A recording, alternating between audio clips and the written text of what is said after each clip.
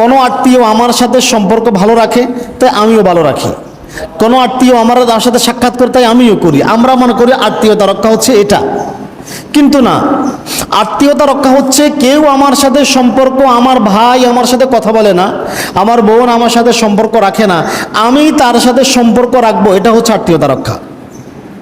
আমার ভাই আমার খবর নেই, আমার বোন আমার খবর নেই, তাই আমিও নিই, এটা হচ্ছে প্রতিদান। এটা হচ্ছে কি, কথা বলেন, এটা কি প্রতিদান। একে অপরের খবর নিলাম, হাফেজ মিয়া আমার খাওয়াইলাম, আমি হাফেজ মিয়ারে খাওয়াইলাম, এটা হচ্ছে প্রতিদান। এটা কি প্রতিদান, এটা কোনো আত্মীয়তার সম্পর্ক নয়। আত্মীয়তার সম্পর্ক হচ্ছে আমার ভাই আমার সাথে কোনো কারণে রাগ করে কথা বলে না, আমার বোন আমার সাথে বিচ্ছিন্ন হয়েছে, এখন এই ভাই বোনের সাথে আমি নিজের সম্পর্ক ভালো রাখবো, এটা হচ্ছে আত্মীয়তা রক্ষা। এটাই হচ্ছে আত্মীয়তা রক্ষা। আর আত্মীয়তা রক্ষা হচ্ছে আত্মীয়তার সম্পর্ক বিচ্ছিন্ন করলে আল্লাহ তাআলা বলতেছেন আমিও তার সাথে সম্পর্ক বিচ্ছিন্ন করে দেব। আর আমরা যেটা মনে করি, এই যে বছরের পর বছর এটাই মনে করতেছি আত্মীয়তার সম্পর্ক রক্ষা মানে আমার যে খবর রাখবে আমিও তার খবর রাখবো। বিশেষ করে মহিলাদের ভিতরে এই চিন্তা, আমাদের বাড়িতে মা বোনরা এই চিন্তা করে আমার সাথে যে সম্পর্ক ভালো রাখবে আমিও তার সাথে সম্পর্ক ভালো রাখবো। আর পুরুষেরও এইভাবে উস্কায়। অথচ আব্দুল্লাহ ইবনে ওমর রাদিয়াল্লাহু তাআলা আনহু বলেন, ক্বালান নবী সাল্লাল্লাহু আলাইহি ওয়াসাল্লাম লাইসাল ওয়াসিলু বিল মুকাফি, প্রতিদানকারী আত্মীয়তার হক, আত্মীয়তার সম্পর্ক রক্ষাকারী নয়। প্রতিদান বুঝুন তো, মানে ওই যে বললাম আমার ভাই আমার দাওয়াত দিয়েছে তাই আমিও দাওয়াত দিছি, আমার ভাই আমার খবর রাখছে তাই আমিও খবর রাখছি, ওই যে ভাই খবর রাখে না তার খবর আমিও রাখি না, এটা হচ্ছে প্রতিদানকারী।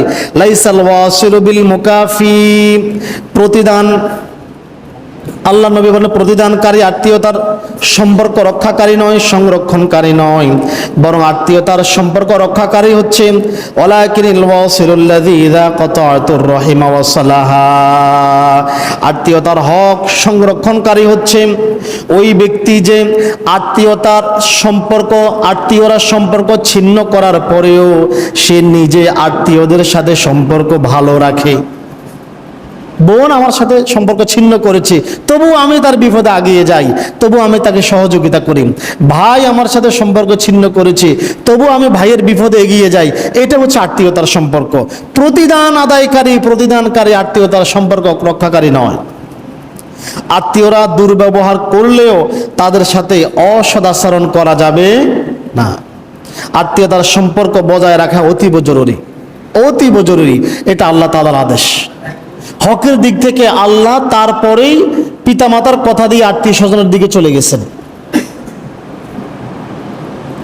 এই যে এই রমজানে কত গরিব মিসকিনেরে আমরা কত হাদিয়ে দিছি না, সম্মানই করছি না, ইমাম সাহেবের তো করছি, আপনি কি আপনার ভাই বোনকে করছেন, ভাই বোনের খবর নিছেন?